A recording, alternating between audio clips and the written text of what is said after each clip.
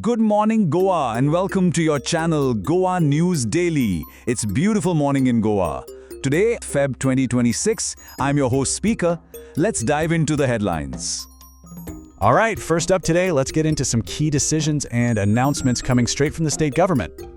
So we've got a date, a really significant one for Goa's finances. The annual state budget is officially on the calendar for next month.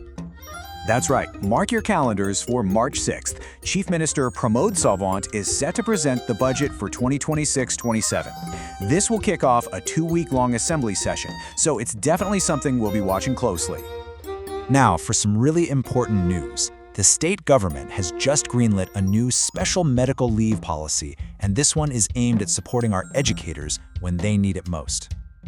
This new compassionate policy provides up to 365 days of fully paid leave for teachers in government and government-aided schools who are battling serious illnesses like late-stage cancer. It's a huge step, offering some much-needed security during an incredibly tough time.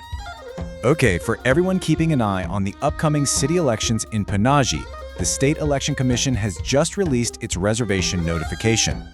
So, what does this mean? Well, exactly half, that's 15 out of the 30 wards for the CCP elections are now reserved. These seats are specifically set aside for women, other backward classes, and scheduled tribes, which should bring more diverse representation to the city's corporation. Moving on, let's switch gears and talk about some issues that are directly affecting our local communities and the environment right here in Goa. There's a lot of concern growing down in coastal Salcete. A 2019 draft of the Coastal Zone Management Plan is causing some fresh controversy among residents. So the issue here is this term, port limits. In places like Carmona, large areas have been marked under this designation, and people are worried about what that means for land use and local fishing rights.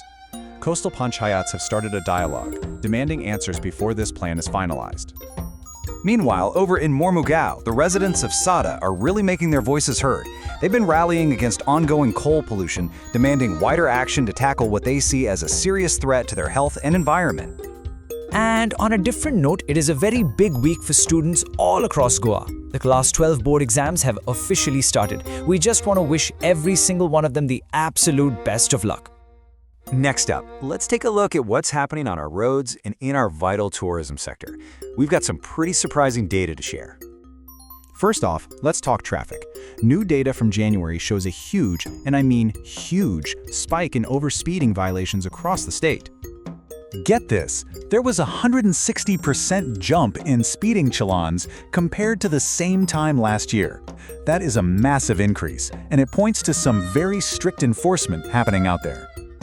To put that into perspective, police issued nearly 4,000 challans this January compared to about 1,500 last January. But here's the crucial part, it seems to be working. At the same time, road fatalities actually dropped by 21%. A pretty clear connection, right? Now, shifting over to tourism, it looks like there's a big problem with data collection. A lot of businesses just aren't sharing the required information. Yeah, even though it's mandatory, almost half of all registered hotels in Goa haven't submitted their data on the Time platform. Out of 9,500 businesses, only around 6,300 have even signed up. That's a huge data gap for our most important industry.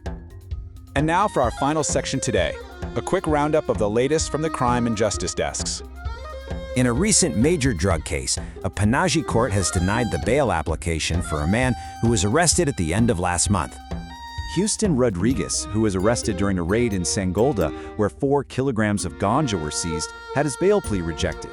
The court stated that the investigation is still in its very early stages, so it's too soon to consider his release. And over in Anjuna, an FIR has been filed against a police constable following a very serious complaint of theft. The officer is accused of stealing gold ornaments from the belongings of a man who had passed away in an accident. The investigation is now underway. All right, that's a lot to take in. So before we sign off, let's do a quick recap of the top stories we covered today. We learned the state budget is coming on March 6th. Overspeeding tickets are up a staggering 160%. There's a new 1-year medical leave policy for teachers. Concerns are growing in Salcete over the coastal plan draft, and bail was denied in that Sangolda drugs case. You know, before you click away, it's interesting. Most of the people who watch these updates actually aren't subscribed, so you might be missing out. So, if you like getting these daily updates and find them useful, do us a favor and subscribe to Goa News Daily right now. It's literally just one free click for you, but for us, it's a huge encouragement. It tells us you like what we're doing and want us to keep bringing you more. Go ahead and subscribe so our updates come straight to your feed. You won't miss a thing. Thanks so much for watching.